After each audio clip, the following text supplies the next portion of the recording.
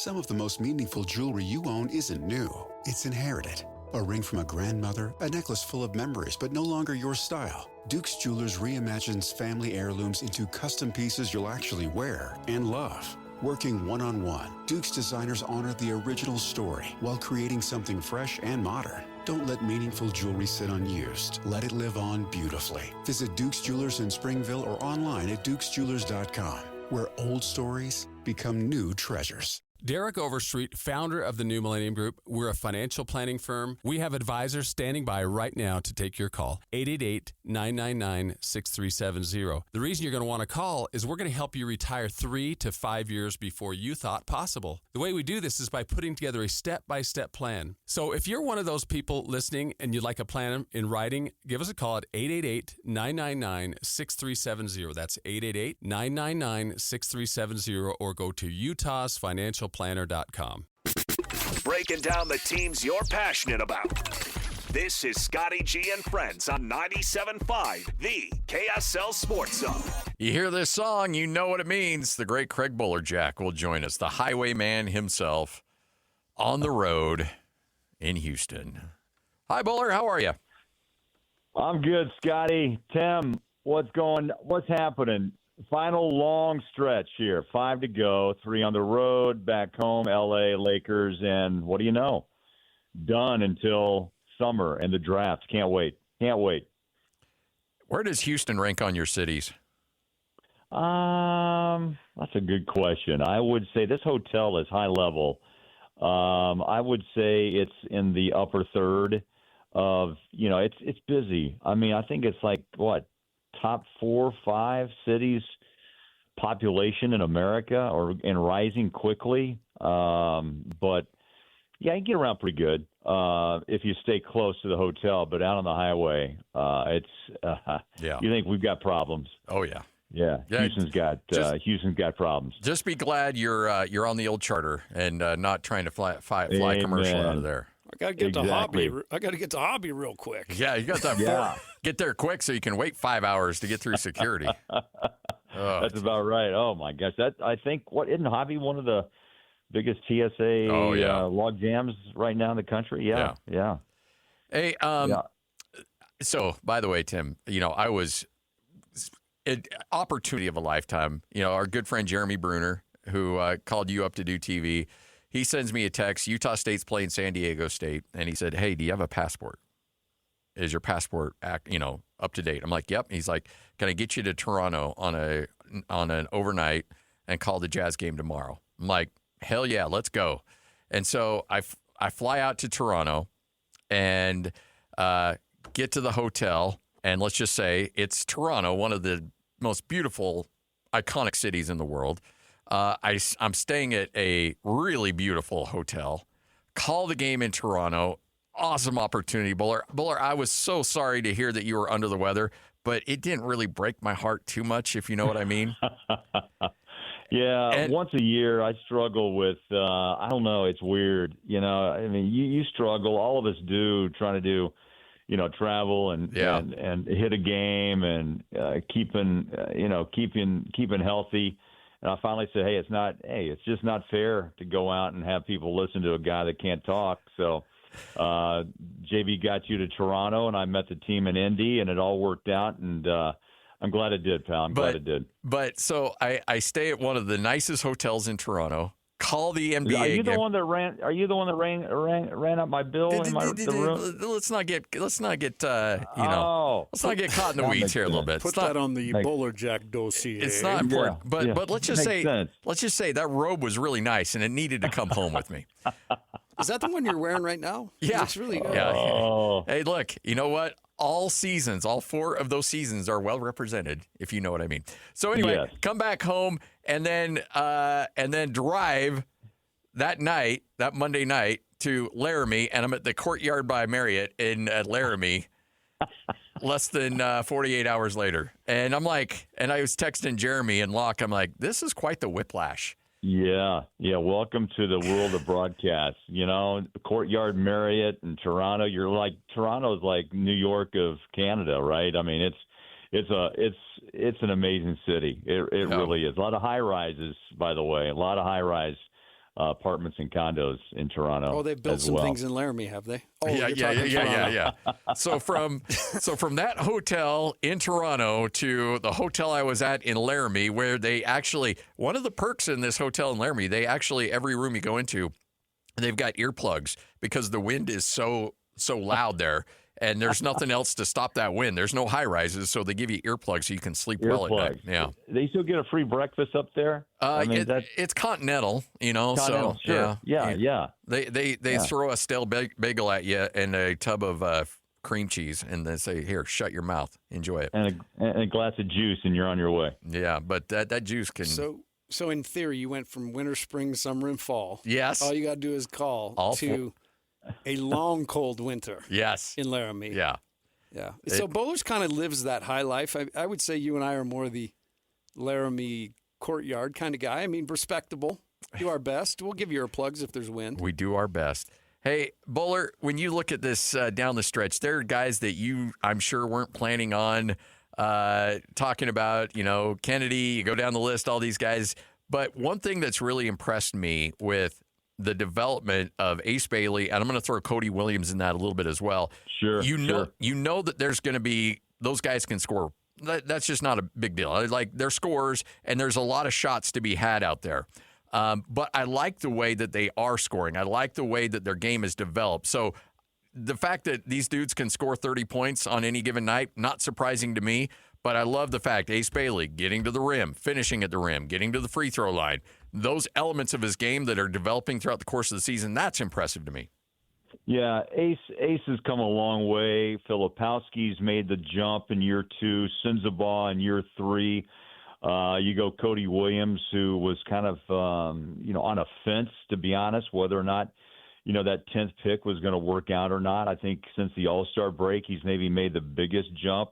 He's had a couple of, games where he's taken a step back, but I think Tim can attest to this. Any player, the next level of the maturation is, okay, that's one of 82. Are you going to sit and pout, or are you going to move ahead and just say, let's play on? And I think Cody finally has passed that point where you can survive an 0 for 9 game and then come back and go, a double-digit 20-point night, or can Filipowski be more physical, which he has been this year? He's had, back-to-back double-doubles. He's averaged 25 and 10 the last 4. Senzabaugh's been on fire from 3. The biggest thing, though, is the conversation, I think, that will still be made in the back rooms of the Jazz executive offices will be who can play D, who can give it that effort each night, and also be an offensive threat, but also be a defensive stopper, and not worry about the shots. Scotty and Tim, that's the deal. Look, next year, Locke and I were talking about this today at shoot-around, is, look at the shots. How many are there really available when you bring back Markkanen, and you also have Keontae and Ace and Bryce off the bench most likely? He could start if he had to on given nights, but how do you distribute the shots on in a particular game? So even though some of these young guys are scoring now, they may have to take a different role when we roll back into camp in September and we start to play again in October, which there's a lot of excitement there. And I didn't even mention the Triple J man, Jaren Jackson Jr., who's going to demand his own shots and Markkanen.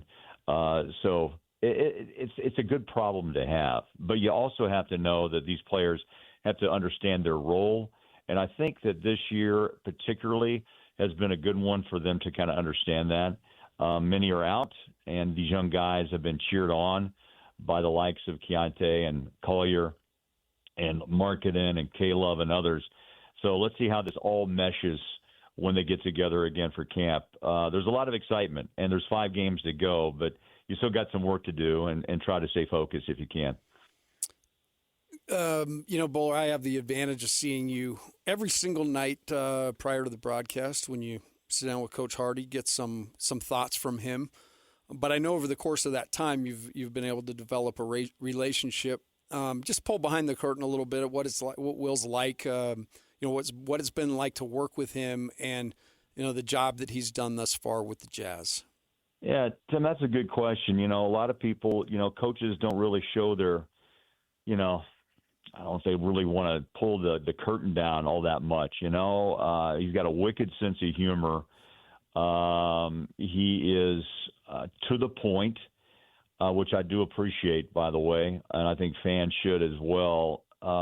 He's very open to a point, and I know he's got the best interest of his players, like coaches should. Tim, you know that. I mean, it's a good breakdown of talent. You don't throw anybody under the bus per se. You do that if you're going to do that in private. And again, I think it goes back to how he handled Keontae and just how he's developed this year and year 3 from year 2. You got to be up front. You got to be, gosh, man, you got to have so many different hats of psychologist, father figure. You've got to be real. You've got to be, your timing has to be right to deal with so many different personalities. And I think Will, for the time, is the right guy. And now next year, he's actually going to get a chance in his 5th season, mind you guys. I mean, that's hard to believe. He's going to coach.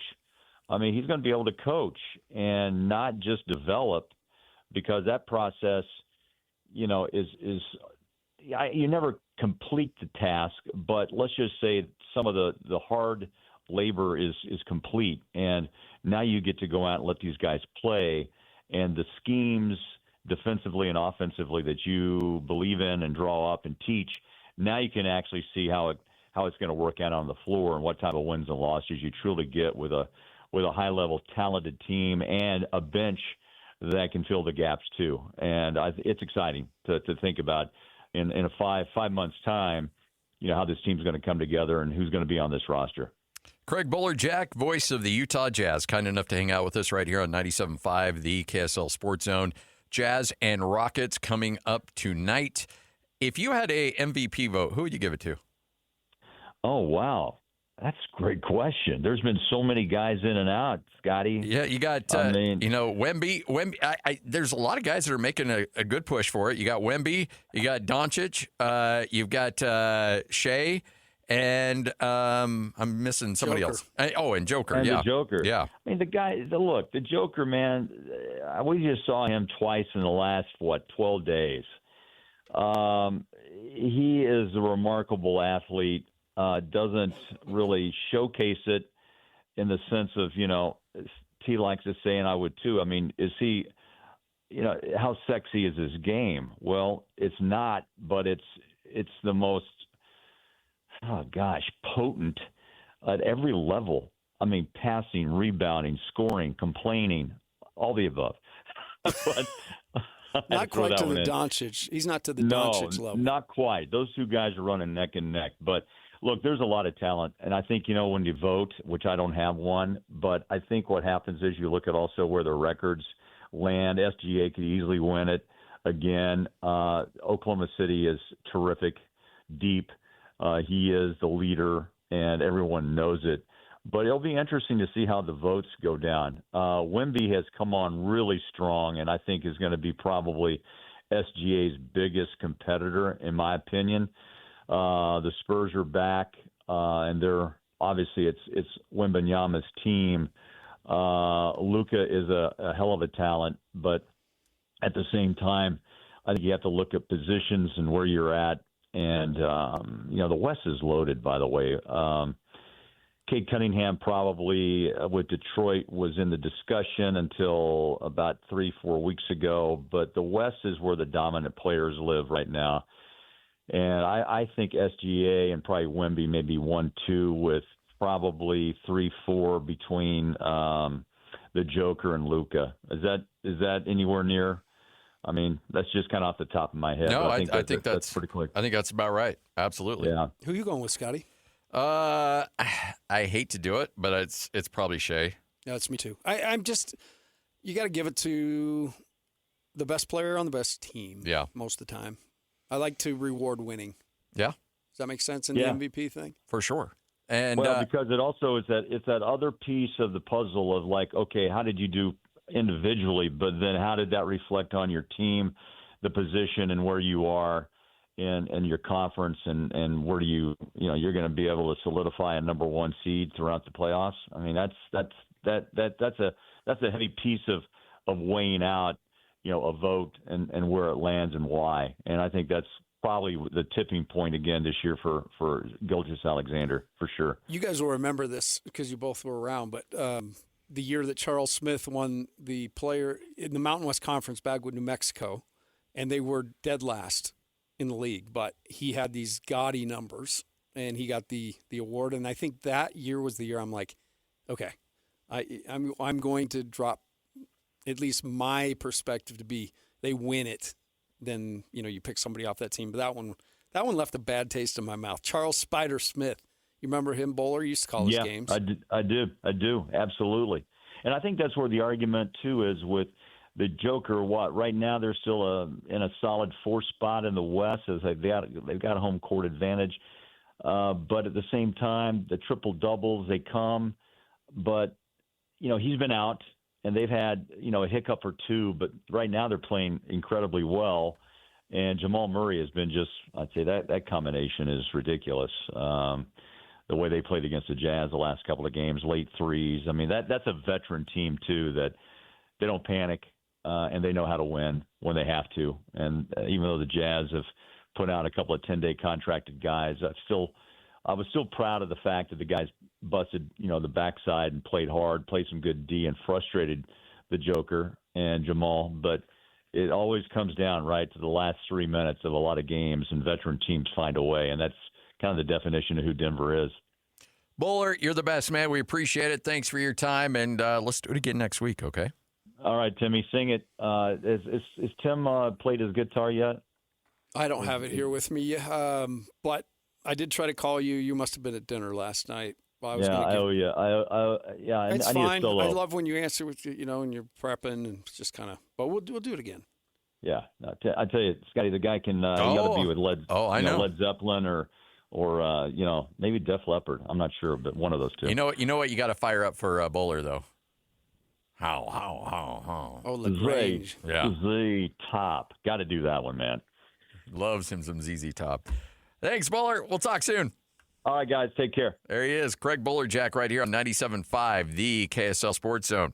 Hey, the Copper Rock Masters giveaway starts next week. One lucky winner will receive 18 holes for 2 at Copper Rock Golf Course in Hurricane and a $100 gas gift card. Starting Monday, the KSL Sports Zone will pair the top 25 players with a qualifier, and one will get the remaining field. Be caller number 12, and you will be assigned a player in the Masters. And if your player wins, you win. It's that simple. Copper Rock, where the pros play. All right, fired up for our next conversation. He is the next head coach at Weber State for the men's basketball team. We'll talk to him next. 97.5, the KSL Sports Zone.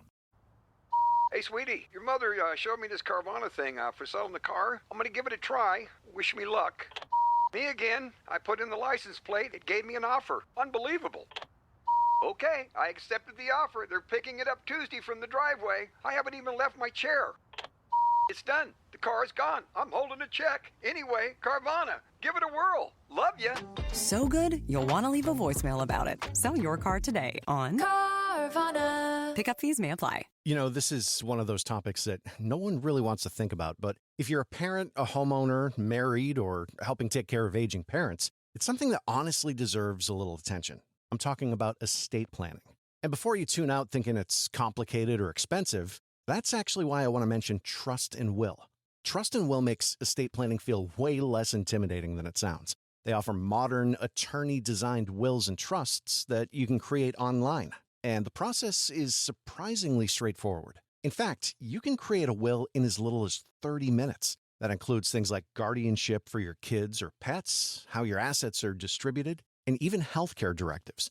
Don't wait until it's too late. Protect your loved ones with Trust and Will, the most trusted name in online estate planning.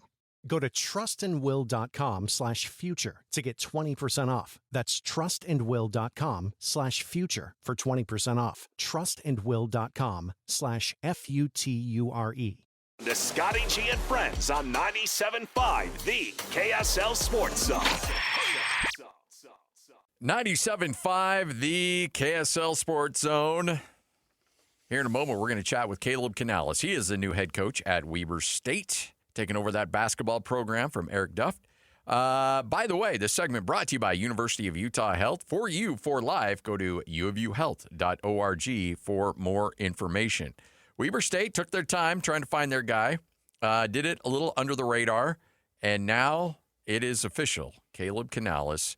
And we'll talk to him a little bit, but certainly a lot of ties to Damian Lillard. Spent a lot of time from 2008 to essentially 2013 as a member of that staff there in Portland. So I'm sure Damian Lillard probably had to give the green light on this, and certainly probably comes with a strong recommendation from Damian. Yeah, no doubt. From the outside, just what I was able to gather, I think Canales was the front runner from the very beginning. I do think, with the position Dame's in now, certainly taking a much larger role in selecting, so was a part of all of the meetings, and I do believe that there's a relationship there, so that would make sense. I love the fact that you've got a NBA player that has the legacy that Damian Lillard has, and yet he is taken a very vested interest in this. Some guys, will say, "Oh yeah, I'm the GM of the," and they don't really do anything. They just like the title. But I got a sneaking suspicion Damian Lillard is very much involved in what's going on up there. Yeah, Weber's really important to him, right? It's his. It's where he became himself. It's the guy. He did it kind of like they did this search. Did it really quietly, but just was excellent through his time at Weber, and then. I think he got better than I certainly thought he could. And so, yeah, it's neat that he cares. It's also neat that he has, these ties that he takes care of guys. Somebody makes an impact on him and you throw him into the fray. I do know that if he's somebody that Dame feels good about, he's got to be good. I remember calling a game. Randy Ray was the coach. And I'm sure you were on staff at BYU because it was about the time that it wasn't, I think Jimmer was on the team, but it wasn't Jimmer yet. And Weber State went down there, and I was helping out, filling in for the late, great Steve Klauke on a Weber State broadcast. And Damian just hung in there. And you guys eventually got the win, but it was a much closer game than I think a lot of people were anticipating. And there was a moment, and I still joke with Randy Ray when I see him about it, that Damian Lillard passed out of a good shot, and I can't remember what happened after that, but Randy Ray called timeout, and he lit into Damian Lillard. And I always have a hard time imagining a coach yelling at a player for not shooting. And he just ripped him and goes, "This is your team. This is your moment. You act like it." And I was like, wow. And this was, I think Damian was a freshman at that time. It was early in the Damian run, but I remember just being like, wow, this kid's going to be good if he's got a coach barking at him for not being overly selfish. Yeah, and the cool part about the relationship there is, guys come to college and they go do their thing, but he's made Weber a big part of his life. Ogden's important to him. The program's important to him. And I still remember the very first time we went up to play there, and I think it was his sophomore year, and Randy met me. We'd always, he'd come down there, I'd wait and talk to him for a minute and vice versa. It's always awkward. Yeah. It's like you don't really want to do it, but you're friends, so you have to. But we were chatting, and he said, "Man, I'm telling you, I think this Lillard kid has got a real chance." And that's what was popping on tape. So it was awesome to be a part of it, and it was also a part that Dame never beat us. Yeah, there you go. I have that claim to fame. Joining us now, he's the head coach of Weber State, Kaleb Canales, kind enough to join us. Coach, how are you? I'm great. Thanks for having me, guys. I really appreciate the time. Hey, we're fired up. Congratulations. What was it about this Weber State job that said, you know what, that's where I want to put down some roots? Yeah, no, I'm extremely excited and thrilled, super honored and humbled. It just aligned where I am with my career, for my family, just a great community, a great state, super stoked about building a winner, having an identity on both ends of the floor, and connecting with the community. Coach, you've been at this a long, long time, all the way back to Martin High School. I actually started as an assistant too, man. So, but you've been at it a long time, and you have, looks like you, much like we talked about Tommy Lloyd today, you've definitely taken your time learning the craft. What's one of the more important things you've learned in your time to prepare you for this opportunity? Yeah, man, you really hit the heart with that one, man. So, no, listen, everyone's journey is different. I feel like I'm ready to lead and impact young men and young student athletes for our university and our program. And like you mentioned, it really is special. I mean, it's special anytime. I mean, you guys know, you guys been around. It's a true blessing for me to get this opportunity, an opportunity that I'm taking very serious, and want to build the winner here. And again, I think once we look back, we know as coaches, like the first time I walked in when I was the interim for the Blazers, and we beat the Bulls in Chicago. I didn't really appreciate it at the time. I appreciate it a little more now. So I'm sure down the road a little more, but it's truly special to get this opportunity here at Weber State. So college coach, NBA, back to college. You G League as well. There is a wealth of experience that you have at your disposal. Yeah. What of all these, who do you draw from, and what experiences do you draw from in developing your head coaching philosophy and what you want to build? Yeah, I think you mentioned him. I think I'm going to draw from every single coach I've ever been with, head coach and assistants, and, develop our own identity, have a great idea of how we want to play on both ends of the floor. We want to be highly connected on both ends. There is a formula that equals success. You have to play both ends at a high level. Obviously, defense wins championships, defense travels. The final four teams that are left, they're playing at a high level on both ends, which usually leads to winning and sustaining winning, and which is one of our goals here. But, with my experience, the guys I've been fortunate to coach over the years, I feel we're going to be the best place in the country to come and develop and win.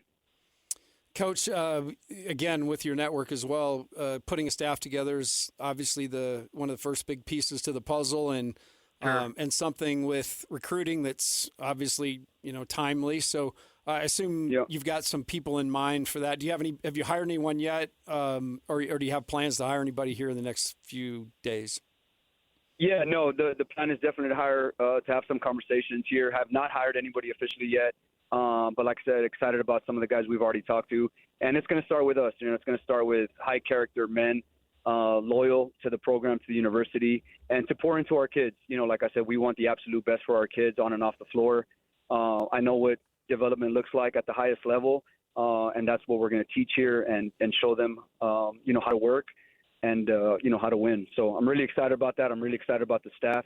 I really feel like building a staff is like building a basketball team. The chemistry and the connection needs to be there. I'm fortunate to have a big Rolodex enough to be able to get some great guys in here. What's the world that you live in now as a college coach as opposed to what you dealt with obviously you were in college, then you go to the NBA, and now you come back to college and all hell's broken loose with the NIL and everything else that's gone along. How hard is this for you to try to adjust to? No, not hard at all. I mean, I think, champions adjust. I think the one thing that basketball teaches you is, how to stay fluid and how to stay flexible and how to stay open, So we have a saying in our program that champions adjust, and we got to be ready for everything. And that's what we're doing. We're hitting the ground running, going to put the best possible team for the program, for the community to identify with. And our style of play and our brand of basketball is going to be fun to watch and fun to play with and connect with. So, like you mentioned it, I think the game's never been closer as it is today. They're still apart, but I think schematically and X's and O's, I won't bore you guys with that. But I think it's as close as it's ever been. There's still some subtle differences, but, we'll play to our strengths as a team for sure. I'm curious, you come from Troy, and I've got I was on the wrong end of Scott Cross a couple times in my coaching career, and that dude can make you look horrible. Are you guys going to? I assume the pressure, will that be a part of the way that they get into you? That's part of how you want to guard. Yeah, we want to be violent on the basketball for sure. Picking up our man, and like you said, Coach Cross has been one of my best friends. He's a mentor. That's going to last a lifetime. Obviously, I was fortunate enough to be his associate head coach, winning the Sun Belt Conference this year, winning the tournament, going to the NCAA, and losing to Nebraska, which I still haven't seen that tape because it still kind of hurts. But that killed me, man. I was right there for you guys. But no, we had a great group, man. We had a special group that cared. I absolutely love those kids and wish them nothing but the best. But Coach Cross and me, we talk hoop time, and I'm gonna miss him, but I know he's fired up, for me and our family, and for this opportunity. He's gonna do great things at Georgia Tech. They're gonna win there, and they're gonna win big. So you were at Portland for a good chunk of your career. I'm sure that you crossed over with Damian Lillard. He has so many ties to Weber State and still very actively involved with that program. Did you have a lot of conversations with him leading up to getting this job? No, I mean, we've known each other for a long time. Obviously, when I was there as a coach, we drafted Damian and understand and absolutely love his passion and his love for the university, for the program. And I'm just really grateful and honored that, he's believing in us to take this team to the next level, into the next chapter in today's game. Like I said, I feel fully confident in the thing we're building. And obviously he's a big part of it. And he absolutely loves it. That you can have a conversation without him ever bringing up Weber State and his time here. And, that's something we absolutely love as a program. You have one of the cooler arenas. We call it the Purple Palace here locally. Purple Palace is what we call it. A lot of state tournaments played up there. But what were your thoughts on the facilities and getting up there and seeing things? Yeah, no, I mean, like you said, I mean, just we're gonna get that place rocking. I mean, it's gonna be home court advantage for us. We want our fans coming and being loud and getting into the game. And it's on us. It's on me to give them a brand of basketball that they're excited about. But yeah, we want it to be one of the hardest places to play in the country, and knowing that the opposing team's going to come in for a fight. And but yeah, no, super excited, super stoked about the arena, the facilities, everything. Like I said, we just want to create a positive environment for these student athletes to flourish, and that's what we're going to create. So let's go back in the time machine, back to 2001. You're an assistant at United High School in Laredo, Texas. Okay.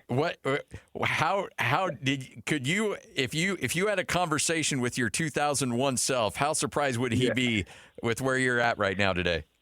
Oh man, that's a great question. I had some crazy duties too during that year, I think, as a teacher and as a coach too. So, no, listen, my dream has always been to be a head coach. And I'm super grateful for the opportunity. I did not know what it was going to look like, Like I said, but this is my story. This is my journey. And everybody's journey and path is different. And I'm just grateful for mine. And, I felt like, I've taken something from Coach Cross. I know he's a take the stairs guy, but I think my career, I've taken the stairs, So I'm pretty much grateful for every opportunity. And like I said, I'm going to attack this one full speed. And can't wait to get started. I'm going to steal that line. Take the stairs guy. That's awesome. Hey, they have that on their shirts. Like they came to the Marriott Center, right? They played us, and we watched them on film, and I was like, oh. And then when I saw them literally coming in and like, no, we don't need the elevator. We got this. And that's kind of what the score looked like too, Kaleb. It was not good, man. But you know what comes through to me? I coached for 16 years in college. I coached at the University of Tom BYU. Your humility comes through, but your drive. So, look, man, we're thrilled for you, and I do think Weber State is built to be, what you're talking about. I think it can do that, and the best part about it is, man, it's your crack now. No more Martin High School where you gotta go do driver's ed and then get a kid worked out and then run out and make sure that the study hall's going and. You're gonna have one. You're gonna have one job. Oh yeah, Coach. No, I appreciate it. And listen, I don't know how many games you guys been up before, but the doors are open for you guys. We'd love to have you guys. So. Appreciate it. We'll take you up on that for sure. Thanks for your time, Coach. Congratulations, good luck, Coach. And get it rolling up there in Ogden. Okay, appreciate you guys. Appreciate the time. There he is, Kaleb Canales. That's a fired up guy. If you're a Weber State fan, you heard that. That's a likable dude right there. A couple things stand out. Laredo, Texas. I mean, that's a tough spot. And, came up from Laredo. I don't know my Texas geography very well. Very south. Yeah, it's a tough place. Okay. Mm-hmm. Right near the border. So, I mean, it's a tough spot. But what I love about this dude is you talk about this all the time, Scotty. Don't skip steps. Yeah.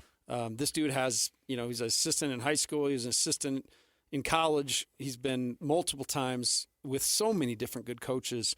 I think they found a guy here. I like him. Yeah, there you go. Kaleb Canales, new head coach at Weber State. This is 97.5, the KSL Sports Zone. I sold my car in Carvana last night. Well, that's cool. No, you don't understand. It went perfectly. Real offer, down to the penny. They're picking it up tomorrow. Nothing went wrong. So What's the problem? That is the problem. Nothing in my life goes as smoothly. I'm waiting for the catch. Maybe there's no catch. That's exactly what a catch would want me to think. Wow, you need to relax. I need to knock on wood. Do we have wood? Is this table wood? I think it's laminate. Okay, yeah, that's good. That's close enough. Car selling without a catch. Sell your car today on Carvana. Pickup fees may apply. You're listening to Scotty G and Friends on 97.5, the KSL Sports Zone. Coming up, Jay Stevens will join us coming up in about 15 minutes from right now. We'll talk a little Mammoth with him. Take a look at some spring football coming up in about 30 minutes from right now. So this doesn't necessarily surprise me. The AP starting to hand out some college basketball awards. The margin of victory surprises me a little bit. Cam Boozer has been named the AP Freshman of the Year. Wow. Actually, not Freshman of the Year, AP Player of the Year. So takes home all the hardware. And he received 59 out of a possible 61 votes. Whew. AJ got the other two. Dang, that's pretty heavy. But, I mean, that's a big number there. Yeah, that's a landslide. 59 out of 61 first-place votes go to Cam Boozer. That surprises me. Does it surprise you? Oh, yeah. That's Now, it doesn't surprise me that he won it, but it does surprise me that he won it by that much. No, right, yeah. I thought it would be more, 25, 30 votes for See, AJ. I just saw this. By the way, this is our guy realizing don't do math on the radio. I saw your mind like, okay, I'm going to try to. No, like 25, 30 votes. Yeah. 35, 40 votes. Yeah. But closer. 35 votes to what? Don't do it. Don't do it. It's 26. Curious.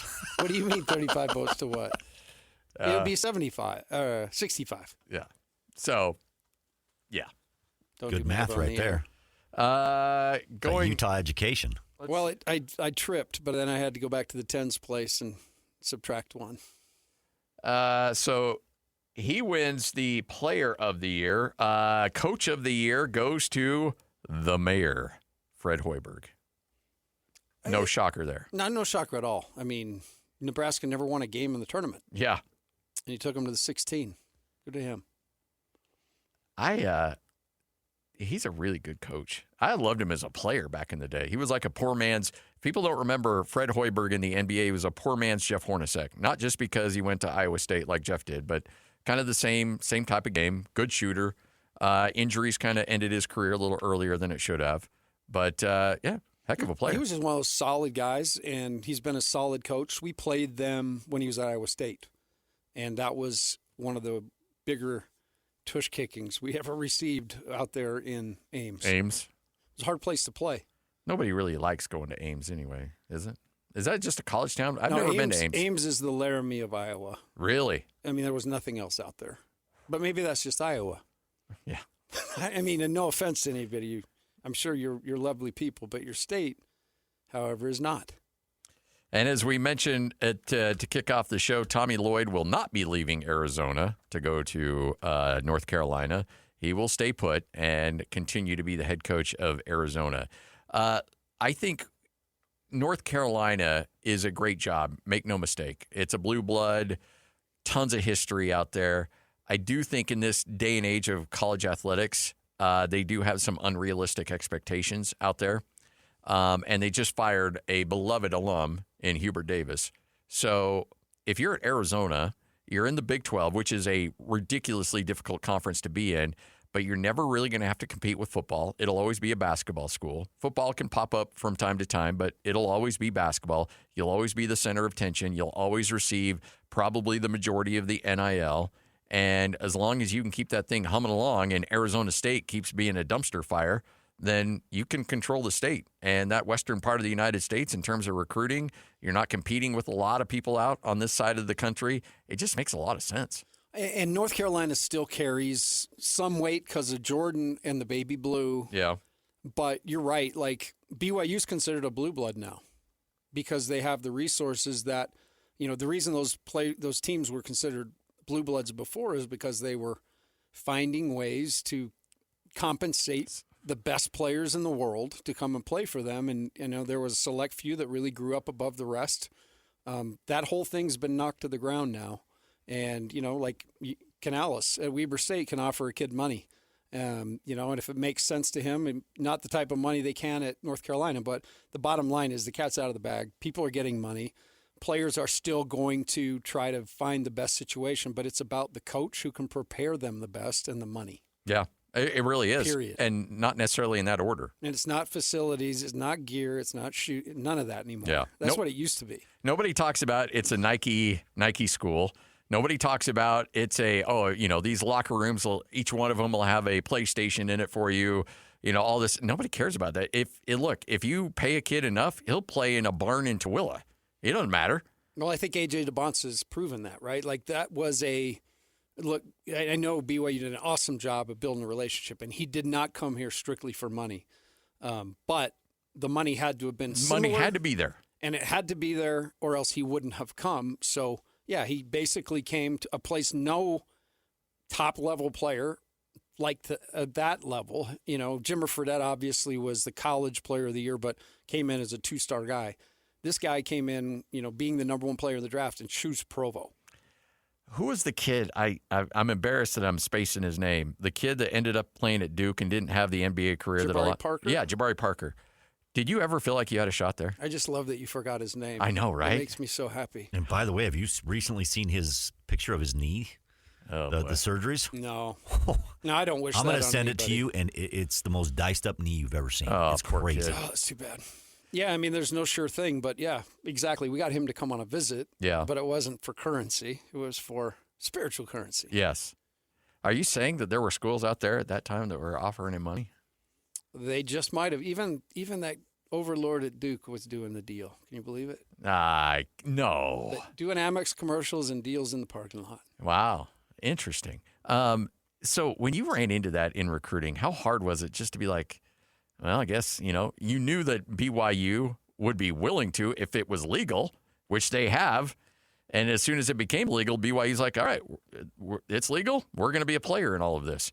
But how many times would you run into a recruit and eventually there'd be an AAU coach or somebody out there like, okay, let's get to the real issue here. How much are you going to give my kid? You kind of had to know that going in. That's why I used to talk about like recruiting was like fishing licenses in certain ponds. And we just knew what ponds we could fish in. Oh, okay. You know what I mean? There was you weren't going to do a deal with the Oakland Soldiers. You just weren't. I mean, you knew what was on the other side of the table. So, I mean, there was so much, there were so many good players that weren't affiliated, and that was really kind of our goal, was to find guys that wanted to be in Provo, number one, and then, that could really play and not be perhaps swayed to go somewhere else for other reasons. Do you feel like there might be a return to the mean for BYU coming up in recruiting? I mean, obviously, you're going to go after the big-name kids, even if they're one and done, but how you build the team from 3 to 12 might be a little bit different. I think that's going to be every year, in every system, because you're trying to get it right 1 year at a time. There's so little building. So I guess to answer your question, the more you could actually bring in and build and kind of have some idea of what you have in inventory, as opposed to always having to go out shopping every year. And you look at the Jazz this year, development can happen with reps, with a ton of coaching. So, I would not be surprised if it returned to more. I guess there were some guys on the team this year that I just felt like maybe mercenaries, right? Yeah. And I think you can avoid that and just go get guys that you can develop for a couple of years at a time. I think it would make more sense. Get old, stay old, man. Get old, stay. I don't think that's changed much. No. And the cool part for BYU is they bridge the gap. They got Yegor, high-level guy, international guy. Like I talked about with Tommy Lloyd, they brought him over here. He had a storybook, career, 8 months at BYU, and then went to the draft, and he's done great things. So that worked. Obviously, AJ's now going through his, and they've got Bruce Branch signed up for next year right behind that. So the key to it all is you got to have that high-level guy too. I mean, all these components matter, but the cool part is they've really locked in that high-level thing, and now it's just how do we sprinkle the roster to make us, be able to play longer than we did this year. Jay Stevens is going to join us next. We'll talk a little spring football coming up in about 30 minutes from now. This is 97.5, the KSL Sports Zone. Make game day yours. Tickets, food and drinks, stats, and streaming. Everything you need is in the Utah Mammoth app. Download today and make game night easy. Download on both Android and iPhone. Tusk Top. I sold my car in Carvana last night. Well, that's cool. No, you don't understand. It went perfectly. Real offer, down to the penny. They're picking it up tomorrow. Nothing went wrong. So, what's the problem? That is the problem. Nothing in my life goes as smoothly. I'm waiting for the catch. Maybe there's no catch. That's exactly what a catch would want me to think. Wow, you need to relax. I need to knock on wood. Do we have wood? Is this table wood? I think it's laminate. Okay, yeah, that's good. That's close enough. Car selling without a catch. Sell your car today on Carvana. Pickup fees may apply.